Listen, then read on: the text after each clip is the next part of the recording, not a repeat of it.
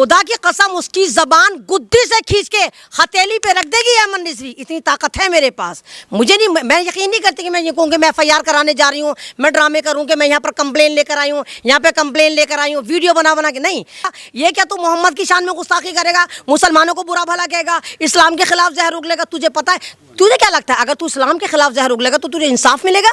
नहीं, इंशाल्लाह तुझे ऐसी ऐसी बद्दुआएं मिलेंगी और हमें उम्मीद है कि इंशाल्लाह हमारा अल्लाह ताला तेरे पे ऐसा अज़ाब नासिल करेगा कि तू मौत के लिए तड़पेगा, तुझे मौत नहीं आएगी।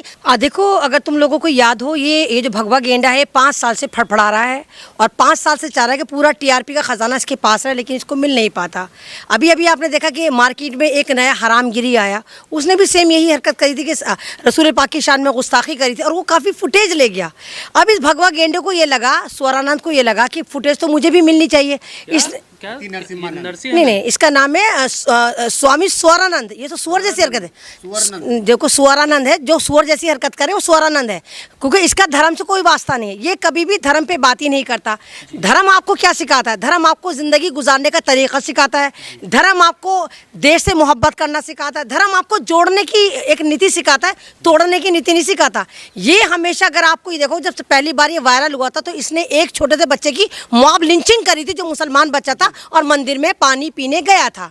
अब मेन बात यह कि दिल्ली में इलेक्शन है, महाराष्ट्र में इलेक्शन है। महाराष्ट्र में तो उसने बाबा जो वो हरामगिरी है उसने फुटेज खा ली कि वो पॉपुलर हो गया, उस जिसको गली का कुत्ता नहीं जानता था पूरी दुनिया जानने लगी। अब इस भगवा गेंडे को लगा कि मैंने इतना उत्पाद मचाया और मुझसे ज़्यादा हरामगिरी फुटेज लेकर चला गया, तो इसने भी वही वाला फार्मूला उठाया कि रसूल पाक की शान में गुस्ताखी करता हूँ और लोग मुझे पूजेंगे, लोग मुझे मेरे पास दौड़ेंगे, लोग मतलब मेरा एक मुझे हीरो बना के पूजा जाएगा।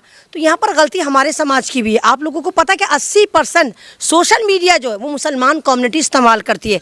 ये कुछ भी सोशल मीडिया पे डालते हैं, इनको पता है कि मुल्ले जो है इसको वायरल कर देंगे। तो देखिए, हमारा दीन ये सिखाता है कि अगर कोई बुराई है तो उस बुराई को रोको। अगर इस तरह की वीडियो आपके पास आती है, अगर आप इन वीडियो को सर्कुलेट कर रहे हैं तो आप भी उतने ही गुनाहगार हैं जितना कहने वाला गुनाहगार है। हम जिहादियों के खिलाफ लड़ रहे हैं, आप जिहादी हैं।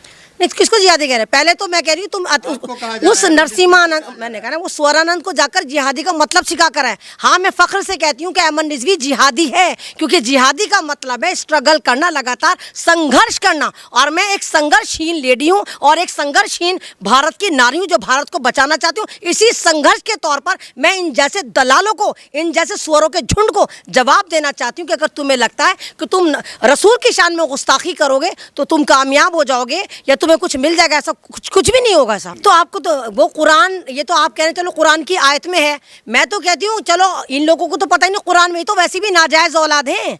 आप बताओ, ये तो वाकई जायज औलाद नहीं, इसको तो खुद नहीं पता इसका बाप कौन है, इसकी माँ कौन है। 101 बाप की नाजायज औलाद है ये भगवा गेंडा। इसका तो बिल्कुल ये कहे कि अंत्येष्टि पे खड़ा हुआ है, ना मालूम कब इसकी मौत आ जाए, बिल्कुल बुढ़वा ना, एक्सपायरी बुढ़ा है।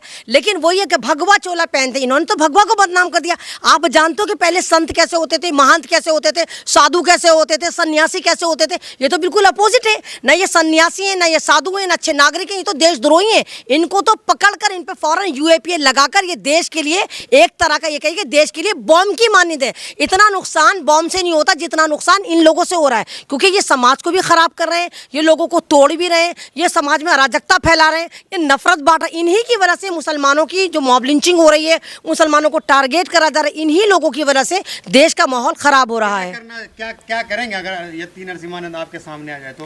देखो, अगर मेरे सामने आ गया, अव्वल बात तो मेरे सामने आएगी, उसको भी पता क्या अमन रिजवी कौन है, सबसे ज्यादा उसकी बैंड मैंने ही बजाई। अगर मेरे सामने आ गया, खुदा की कसम उसकी जबान गुद्दी से खींच के हथेली पे रख देगी अमन रिजवी, इतनी ताकत है मेरे पास। मुझे नहीं, मैं यकीन नहीं करती कि मैं ये कहूँ कि मैं FIR कराने जा रही हूँ, मैं ड्रामे करूँ कि मैं यहाँ पर कंप्लेन लेकर आई हूँ, यहाँ पे कंप्लेन लेकर आई हूँ, वीडियो बना बना के। नहीं, मैं कह रही हूँ, आप देखो ना, बाबा हरामगिरी के ऊपर 60,000 FIR हुई। अरे FIR कराने के बाद देखा तो करो कि हो क्या रहा है। आप देखो, नुपुर शर्मा पे हजारों हजार FIR हुई, नुपुर शर्मा को तो सजा नहीं हुई। तमाम इन लोगों पर FIR करा के लोग माइलेज लेते हैं, पॉलिटिकल माइलेज लेते हैं, फुटेज लेते हैं, चमकते हैं, लेकिन उन FIR को केस में कन्वर्ट नहीं करते। मुझे अपने संविधान पर यकीन है, मुझे देश की अदालतों पे अभी भी यकीन है कि अगर आप उन केस को पूरी ईमानदारी से लड़ेंगे, अरे आप 60,000 ना सही 60 ही FIR कराओ, लेकिन उनको पूरी ईमानदारी से लड़ो, जब तक लड़ो जब तक इनको सजा नहीं हो जाती।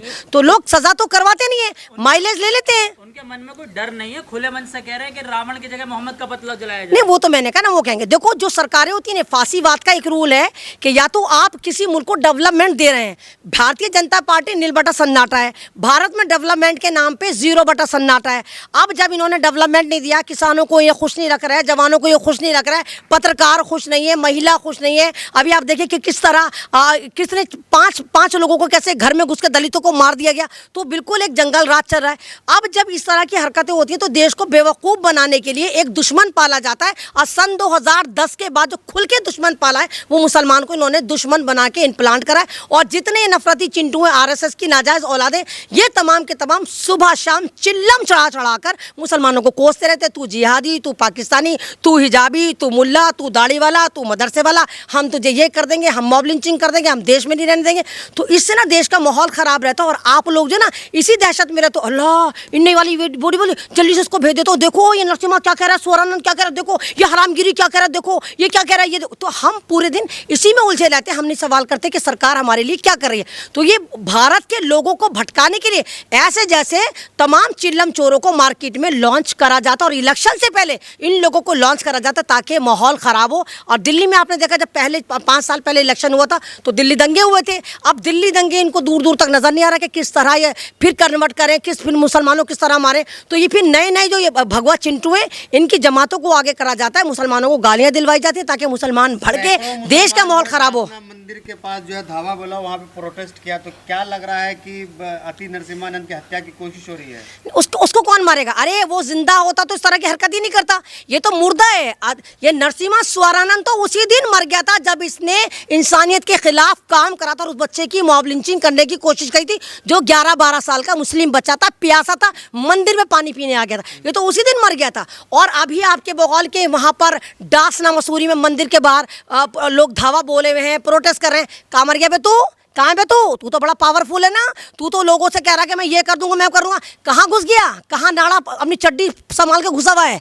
तो ये सारे डरपोक बुज़दिल सिर्फ इनको सोशल मीडिया पे लाकर ये नंगे हो जाते हैं, सोशल मीडिया पे जाकर ये हिजड़े मर्द बनते हैं। वैसे मर्द भी नहीं है। क्यों, आपने देखा है? नहीं तो नहीं तो मर्द है तो मंदिर की रक्षा करना। अगर मर्द है तो जाकर, तेरे तो मंदिर है ना जिसमें तूने डासना मसूरी में 12 साल के बच्चे की मॉब लिंचिंग की, तू तो मर्द है ना। जा उस मंदिर में, जा उन लोगों को भगा। सारे मुसलमान वहाँ पे जाकर बैठे हुए, पत्रकार बैठे हुए, जा मुकाबला करूंगा। मैंने कहा ना, ये मर्द भी नहीं है, असली मर्द है।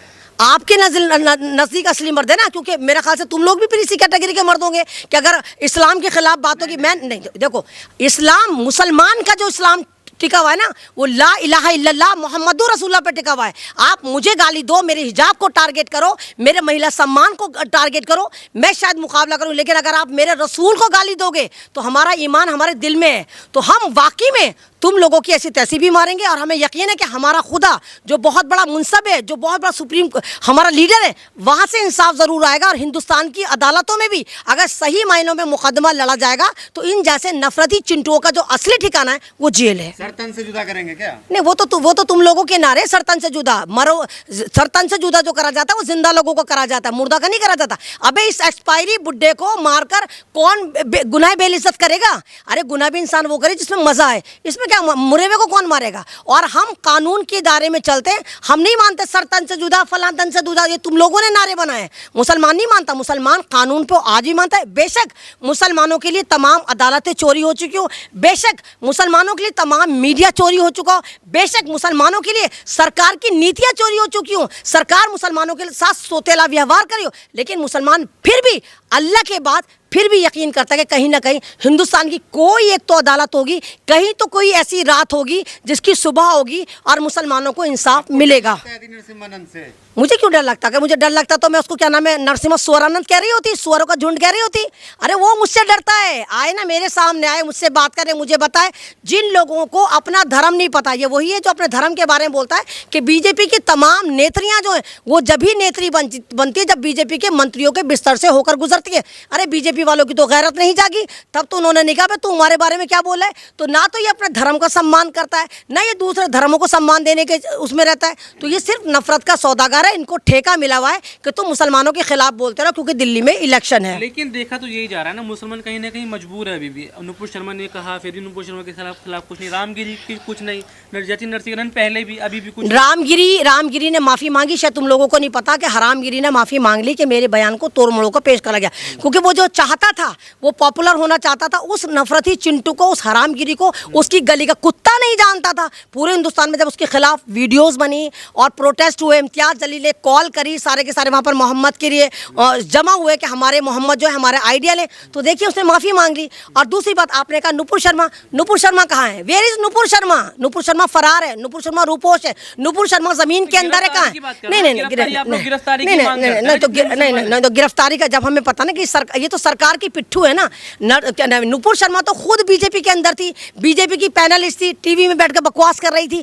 तो यहाँ पर गलती हमारी भी। आपने कहा मुसलमान डरपोक है, मुसलमान डरपोक नहीं है, हिकमत अमली से काम लेता है मुसलमान, साबिर और शाकिर है। मुसलमान को पता है कि सब्र का फल हमेशा मीठा होता है। अति नरसिम्हानंद के जो समाज है क्या उनके साथ हैं? कौन सा समाज? ना कोई भी साथ। अरे उसके साथ तो तब नहीं जब वो जेल गया था, उसको गली का कुत्ता भी लेने नहीं आया था, अकेला डोलता था। उसको लगा था जब मैं जेल से बाहर निकलूंगा तो सारा मीडिया होगा, सब कुछ, उसको कोई लेने नहीं गया। तो ये तो नरसिम्हा सोरानंद ऐसा है। वसीम रिजवी आपको याद होगा, वसीम रिजवी जब तक सिर्फ नाम का मुसलमान था, वसीम रिजवी था, तब तक मुस्लिम समाज ने उसे कुछ नहीं कहा, वो बचा फिरता रहा। लेकिन जैसे ही उसने कहा, नरसिम्हा सोरानंद ने कहा कि भाई मेरे धर्म में आ जाओ, मैं तुम्हें हिंदू बना देता हूँ, उसको अच्छे से चितपावन ब्राह्मण को वहाँ पर ओबीसी समाज में लाकर खड़ा कर उसको त्यागी बना दिया। जब से वो त्यागी बना, जब से वो जेल में सड़ रहा है। कुत्ता वफादार है कुत्ते को, क्योंकि कुत्ता वफादार है। कुत्ता है ना जिसको टुकड़ा डालो कुत्ता वफादार होता है। कुत्ता भी वफादार होता है, जानवर भी वफादार होता है, लेकिन ये ऐसा जानवर है क्योंकि गुफाओं की औलादें वफादार नहीं होती, ये तो पर कमेंट वाले होते हैं, इनको तो 2 रुपए चाहिए होते हैं। नहीं, वो ये सारे के सारे ना गुफाओं में चलते हैं, ये सारे गुफाएं लेके बैठते हैं। अभी आपने देखा वो सदगुरु पदगुरु एक आदमी है, वो सारी लड़कियों को ले लेकर बना रहा है, पता नहीं क्या क्या बना, सन्यासी, अपनी बेटी की धूमधाम से शादी कर रहा है और दुनिया को मैसेज दे रहा है। वो एक एनजीओ भी चला रहा है, बहुत जबरदस्त तरीके उसके कोई एनजीओ भी वो चल रही है दुनिया में, 300 साढ़े 300 ज्यादा उसके ऑफिस है। अपनी बेटी की तो शादी कर दिया, दूसरों की बेटियों से मजे ले रहा है और कह रहे सन्यासी बनाओ। तो ये वो कमबख्त हरामखोर लोग हैं जो दुनिया को वर्गलाते हैं। बेटी के साथ अत्याचार होता था उस टाइम, बता रहे हैं अपने बयान में, कहते हैं नरसिम्हा ने उसके बाद पुतले फूकने के बाद कहा हमारी बेटियों के साथ अत्याचार होता था उस दौरान। नहीं तो कौन सी बेटी के साथ तेरे मतलब तेरी बेटियों के साथ अत्याचार होता था तो भारत के संविधान पर तुझे यकीन नहीं है? चिंटू गेंडे भगवे, तुझे यकीन नहीं तो जा लोअर कोर्ट में जा, वहां नहीं सुनते तो हाई कोर्ट में जा, वहां नहीं सुनते तो सुप्रीम कोर्ट में जा। ये क्या तू मोहम्मद की शान में गुस्ताखी करेगा, मुसलमानों को बुरा भला कहेगा, इस्लाम के खिलाफ जहर उगलेगा? तुझे पता है, तुझे क्या लगता है अगर तू इस्लाम के खिलाफ जहर उगलेगा तो तुझे इंसाफ मिलेगा? नहीं, इंशाल्लाह तुझे ऐसी ऐसी बद्दुआएं मिलेंगी और हमें उम्मीद है कि इंशाल्लाह हमारा अल्लाह ताला तेरे पे ऐसा अज़ाब नासिल करेगा कि तू मौत के लिए तड़पेगा, तुझे मौत नहीं आएगी, तू जिंदगी के लिए तड़पेगा, तुझे जिंदगी नहीं मिलेगी, तेरी मौत ऐसी होगी।